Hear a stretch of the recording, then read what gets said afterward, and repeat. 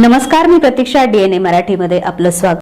परभणी शहर महानगरपालिकेच्या नुकत्याच संपन्न झालेल्या निवडणुकीनंतर नवीन महापौर सय्यद इक्बाल यांनी आज महापालिकेचा पहिला अर्थसंकल्प सादर केला.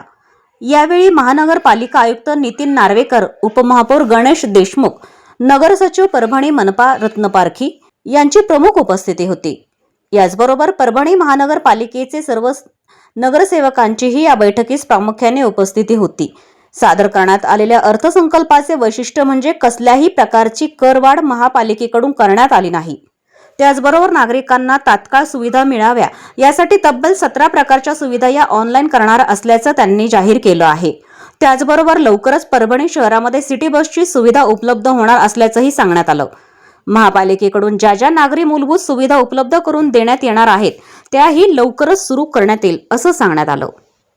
आता अर्थसंकल्प शहरासाठी मालमत्ता कर आपण कुठल्याही प्रकारचा आपण टॅक्स वाढविलेला नाही. सध्या जे परभणी वासियांना आपण यावर्षी बजेट सेशनमध्ये आपण टॅक्स वाढविलेला नाही.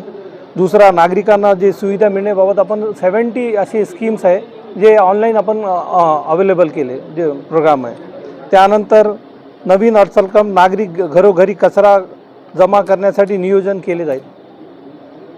बायोमायनिंगद्वारे साठलेले जे कचरा शून्य करण्याचे ते आम्ही प्रयत्न करू. शासन मंजूर केलेले भूमिगत गटार योजना ते आता फ्लोटमध्ये ते टेंडर ऑनगोईंग मध्ये आहे आणि आम्हाला अपेक्षा आहे की लवकरात लवकर ते चालू होईल. आणि पाचवा जे म्हणजे सट्टा जे आहे 21.98 कोटी रुपये समांतर पाणी पुरवठ्यासाठी आपण दिलेला आहे. शहरवासीकरता केंद्र सरकारच्या सहाय्यातून PME योजनेमधून आपण सिटी बस चालू केलेली करण्याचा प्रयत्न करत आहे, ते होणार आहे. आणि 8वा आणि शेवटचा जे गुंठेवारी नियमित करण्याकरिता आम्ही ते पण चालू करणार. अजून काय आपले बोलायचे तर बोला.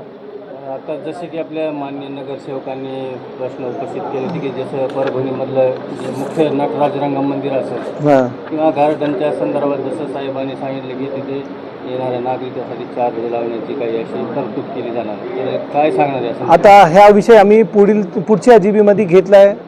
व्यवस्थित ह्याच्यावर विचार विमर्श करून आम्ही नंतर ह्याच्यावर कोणतेही ठाम निर्णय घेऊ. कुत्र्याच्या बाबतीत आम्ही ते आता जे अगोदरचे प्रशासकचा जे वेळ होता त्या वेळमध्ये ते सध्या नव्हता का स्टार्ट नव्हता. आता आम्ही जेव्हापासून पदभार घेतला त्या अनुषंगाने कमिशनर साहेबांना पण आम्ही संपर्क घेऊन आम्ही एक निर्णय घेतला. आम्ही त्या हेडला आम्ही पैसे टाकले आणि ते ॲक्टिव्ह पण झालेलं आहे. बरेच प्रमाणे ते कुत्रे उचललेले आहेत आणि त्याच्यावर जी शस्त्रक्रिया करायची होती ते पण केलेली आहे. प्रतिनिधी बालाजी कांबळे, DNA मराठी, परभणी.